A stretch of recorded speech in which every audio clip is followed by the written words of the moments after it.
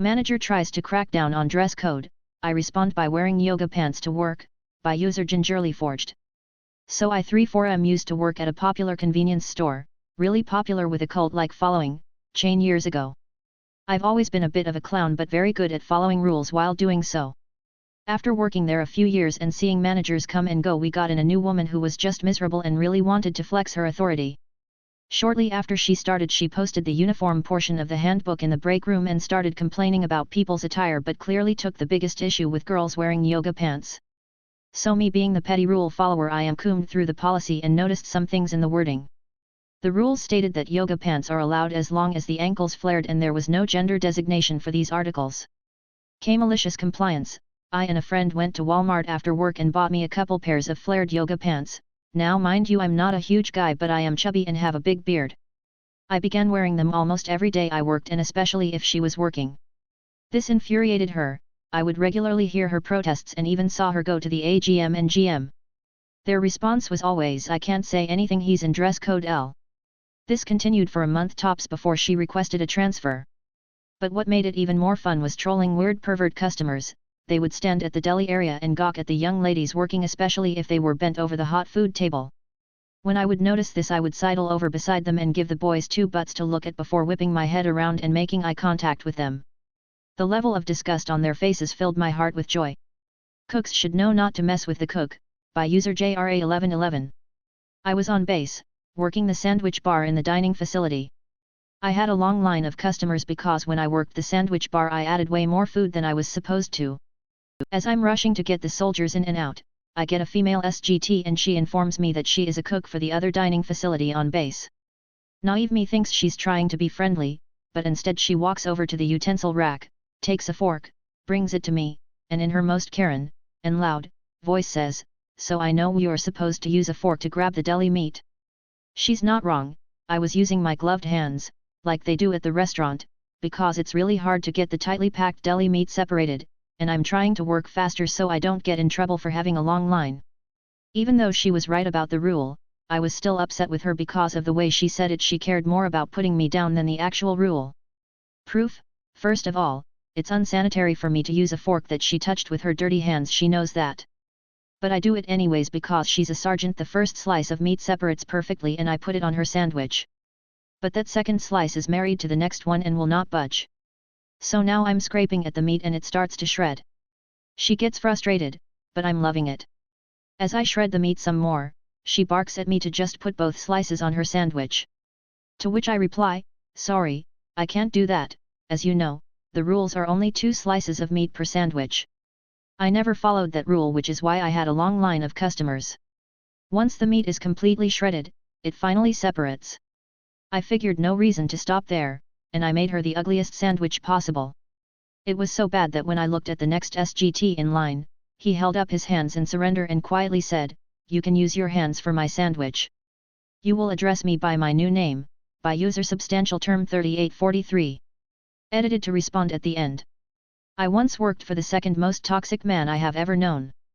This was a small business of him, the owner, myself and my long-suffering colleague. So he was in complete control with no one to report to. My boss was an absolute man-child who would launch into hours-long absolute fits of pants-soiling fury over the smallest inconvenience, and then as soon as his problem was solved would act frustrated and sulky that we weren't all celebrating his victory. He would have these tantrums several times a week. Our shop was on a high street. I felt bad for our business neighbors having to put up with it. It's only now years later I remember we had student flats above us as well. When my boss wasn't risking detonating his own nads into a fine red mist of rage, he was otherwise insufferable. He would also frequently get hyper and giddy and make fun of us, lost in a fit of giggles while calling us nonces.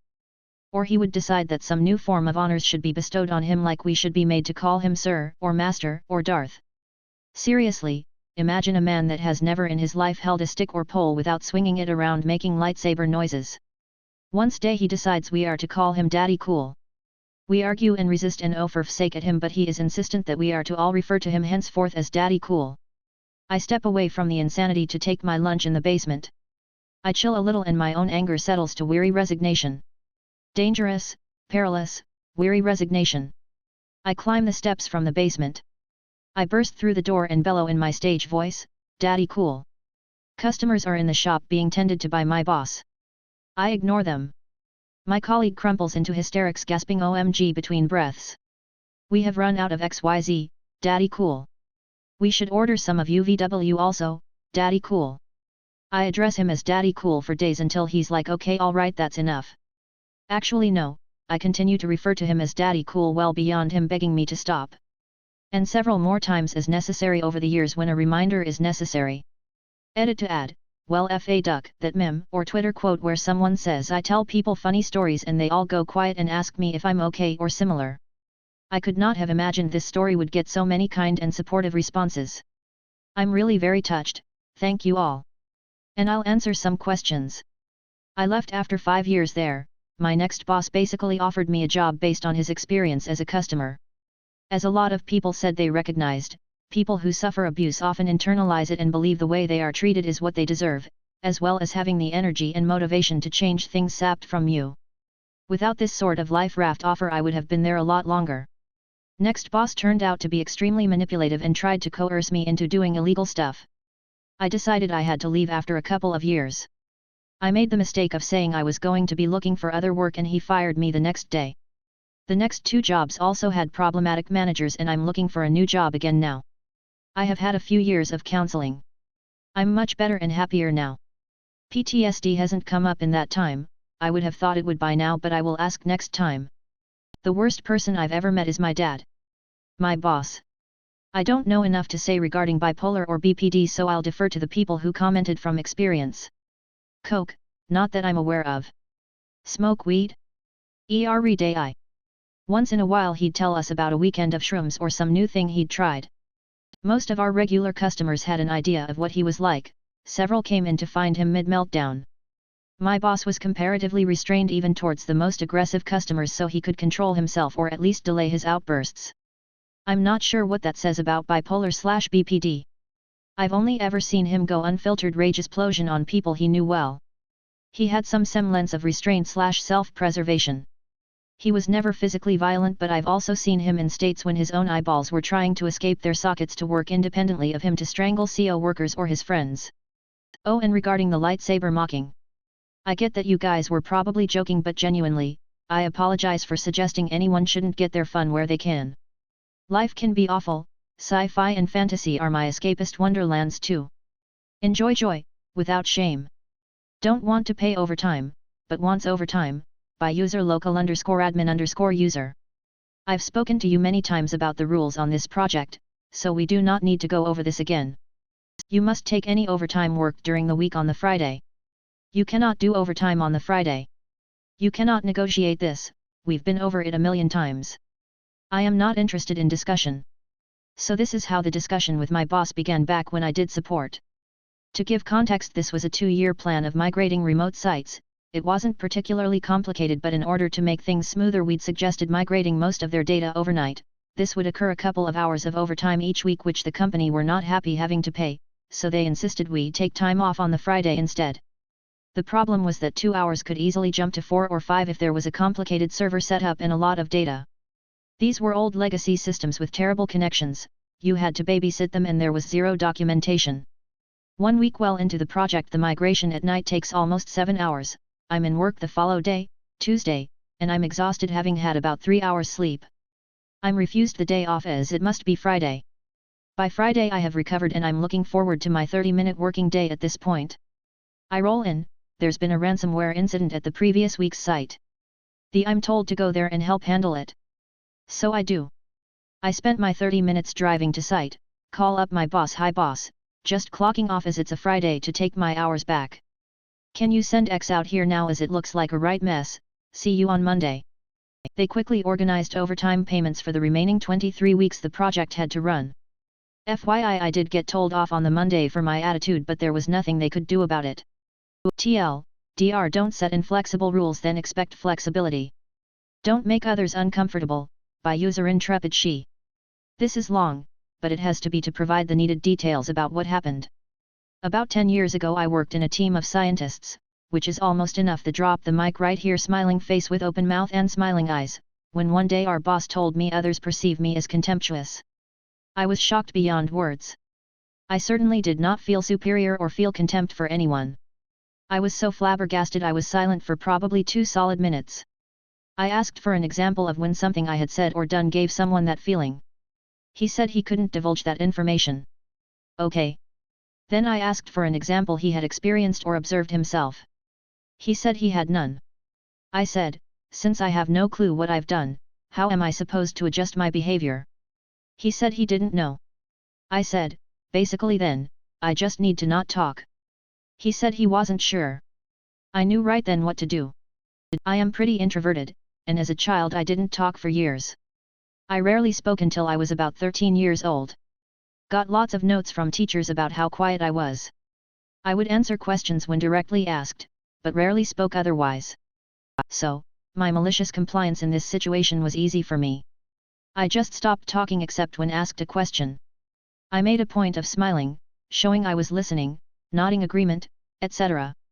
I was extremely polite and agreeable. Pretty soon some big issues came up that I had specific knowledge about.